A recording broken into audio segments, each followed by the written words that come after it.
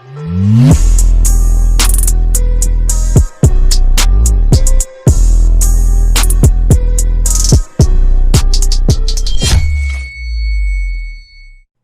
good, YouTube? It's your boy Six Pads, and I'm coming at y'all with another video. So a lot of you guys have been asking me to react to Gintoki's backstory, so that's what we're gonna be doing today. This video is posted by Mairuzukage. So go ahead and check out this guy's channel. I saw he has a lot of anime content on his channel, so I'm gonna have a link to this original video, and you can go sub to him by doing that. But anyways, we're gonna get straight into it today. And also, we're at 236 subscribers. If we can get to 250 by Wednesday, that would be magical. So let's see if we can do that. But anyways, we're gonna be reacting to this Gintama Explained video. So let's get it. There are many characters within anime that have interesting backstories, some of which might even make you cry or empathize with. One of the most intricate backstories within Gintama is Sakata Gintoki's, the protagonist of the series. Today on Gintama Explained, we will be diving into Gintoki's entire origin story from beginning to end.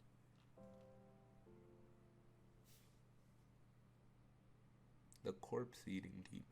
There is currently no information as to what happened to Gintoki's parents nor where he was born. Very early on in his life, he was a child scavenger, a child that would survive off the remnants of battlefields. In order to survive, Gintoki searched the battlefields in search of food and weapons in order to protect himself. Due to this, some nearby villagers witnessed these events and soon gave him the nickname the corpse-eating demon. As far as what we know, Gintoki never ate off the flesh of another individual, but if he was ever unable to find himself finding any, it is quite possible that he resorted to these means. Wow. One day, upon Gintoki's searches, he encounters Yoshida Shoyo, who came to visit the young Gintoki after hearing these rumors. Taking a liking to Gintoki, Shoyo convinces Gintoki to join his school in which orphans could learn and adapt to society. The school was named Shoka Sonjuku, where he learned the ways of the sword and other academics. It was here that Gintoki was finally able to make friends such as the likes of Katsura and Takasugi, and also where he learned how to trust.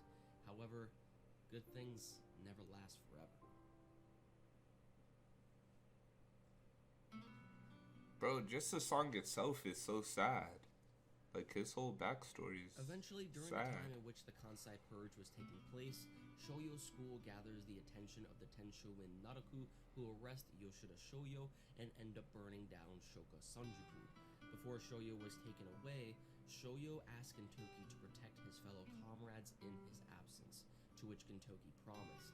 With the rest of the students learning about the fate of Yoshida Shoyo, they mutually decided upon joining the Joy Wars in order to rescue their master and began preparing. A few years passed, and around this time, the Joy Wars were nearing their end, and the group of rebel students have already earned a reputation amongst themselves in the war. The group of rebel students were formed under the leadership of the four heavenly kings, which were Katsura Kotaro, Takasugi Shinsuke, Sakamoto Tatsuma, and Gintoki himself, which earned the title the Shiro Yasha, or White Demon, due to his appearance and fierce fighting style amongst the battlefield. At one point during the war, Takasugi asked Gintoki to protect Shoyo in Takasugi's stead if he were... So this is a lot more complicated than I once thought it was. This is actually quite sad. And I knew that the reason Takasugi and Gintoki were fighting was because of everything that happened with the school and everything. But I was unaware that the teacher had actually been captured and the school had been burned down, and that's the reason why they fought in this war. So far, Gintoki has a pretty sad backstory.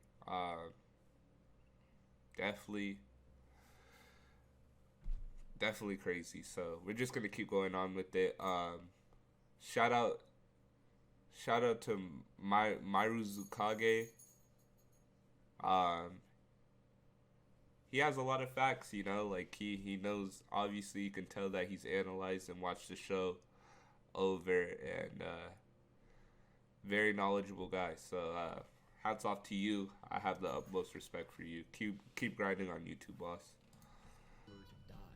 However, Gintoki never truly agreed to Takasugi's proposal and instead asked Takasugi to promise him that he would stay alive. As the fighting was ensuing, Sakamoto faced an injury in which he was unable to wield a sword and was put out of commission for the remainder of the war. Soon after this, during a battle, all of the students who were led by the four heavenly kings were all killed, besides Gintoki, Takasugi, and Katsura, who were captured by the Naraku. The Naraku, who were also holding Yoshida Shoyo captured and still alive, forced Gintoki between two choices: either to kill Shoyo in order to save his comrades, or to kill Katsura and Takasugi in order to rescue their teacher. Gintoki took it upon himself to execute Shoyo in order to honor his promise to his sensei Oh to my always god. protect his comrades. In turn, however, this broke Gintoki's promise to Takasugi to keep Shoyo alive. Before Gintoki struck down his sensei, Shoyo uttered only a few words to him: "Thank you."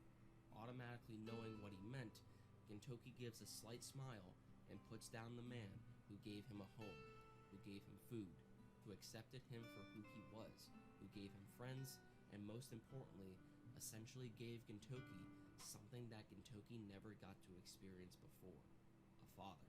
After the death of Shoyo and after the trio's enemies left, Gintoki, Katsura, and Takasugi bury their comrades and go back to Shoka Sanjuku to bury the head of their late master. As the war was finally over and their main objective had failed, Gintoki and his friends go their separate ways, with Takasugi blaming Gintoki for the death of their sensei, and Gintoki shouldering the guilt of not keeping his promise to his friends.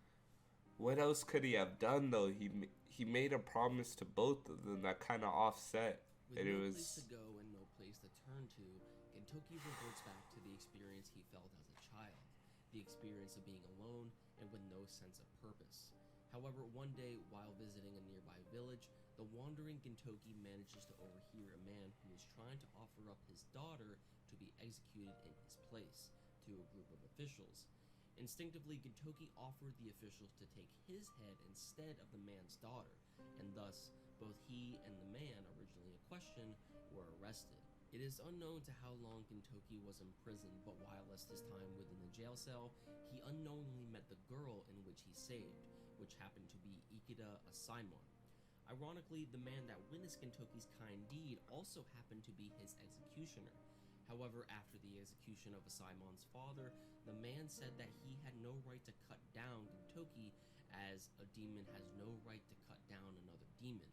These words stuck with Gintoki for the rest of his life, as these words shed some light on his future and gave Gintoki hope that he could change and become a better person. Eventually, the executioner releases Gintoki from his prison, and Gintoki wandered around endlessly in the cold night, starving and injured, and eventually collapsed near a grave in which Gintoki thought of his own. Yet, it seems as though I've seen that scene before in an opening. While Gintoki was in the midst of a graveyard and on the verge of death, he encountered a woman who was visiting her husband's grave to leave food offerings. This woman was Otose. Gintoki just so happened to be leaning on her husband's grave and asked Otose if he could have the offerings that she set out around the grave, to which Otose replied, "Ask my husband." Gintoki told her that the dead don't talk and proceeded to eat the food offerings, but in return, he promised Otose's late husband that he would watch over her and protect her for the remainder of his life. That makes sense too. Okay. After the encounter with Otose, Otose gave Gintoki a place to stay because she's the shopkeeper. On the second floor. Here, okay, that makes Gintoki sense. formed the original Yorizua, along with Kanemaru, Ikasawa, and Furuhashi. Kanemaru was a man with a psycho gun on his right arm and also happened to be an assassin known as the Black Dragon. Ikasawa, on the other hand, just seemed to be known for her alcohol problem, and Furuhashi happened to be the Yorozua's mascot, who also happened to have a psycho gun like Kanemaru. The old Yorozua also had an unnamed woman working for them known as the Beautiful Fleshly Woman, who essentially took care of the group's finances, paperwork, and other tasks. Together, their business seemed to flourish and began to gain recognition amongst the locals, though as soon as Gintoki learned about the members forming romantic bonds with one another, Gintoki became lonely and jealous and thus tied up the members and threw them into the river, causing the original Yorozua to disband. It is uncertain if any of them lived. From this point on, Gintoki ran Yorozua Ginchan by himself, that is, until he eventually encountered Shimura Shinpachi and Kagura, to which, together, they formed the new Yorozua. Gintoki shows a close brotherly bond with Shinpachi, which can be seen most prevalent when Gintoki gets on his hands and knees and begs the Shinsengumi to protect Shinpachi during the School of Beam Saber arc. Gintoki also really cares about Kagura and her well-being as well, even going as far as to buying Kagura an umbrella, which she still cherishes. Between Kagura and Gintoki's relationship, they share a brotherly sister bond, or may even be perceived as a father-to-daughter type of bond as well, as Kagura greatly admires Gintoki and has even picked up upon some of his bad habits. Gintoki, Shinpachi, and Kagura have gone on many adventures as the new Yorozua and have never left Gintoki's side, even despite the constant bickering that the trio may face. Nonetheless, while Gintoki might not show his soft spot a lot, Gintoki cares deeply about Shinpachi and This Kagura, is so sad. It's like sad family, but happy. which is something that Gintoki had taken away from him at a very young age. Being born into a world in which he had to fight all his life to survive, from experiencing the death of his sensei, the most important person within Gintoki's life, and feeling the guilt and responsibility of having his friends go their separate ways, to having nowhere to turn to and happily giving up his own life, Gintoki still carries on and tries to keep his head held high, even from a past that still haunts him. Through these events, Gintoki has learned to care for and trust once again through the people he has met throughout the series. And in short, while Gintoki might have lost his previous family, he at least found a new one where he could turn to, and one where he could call home.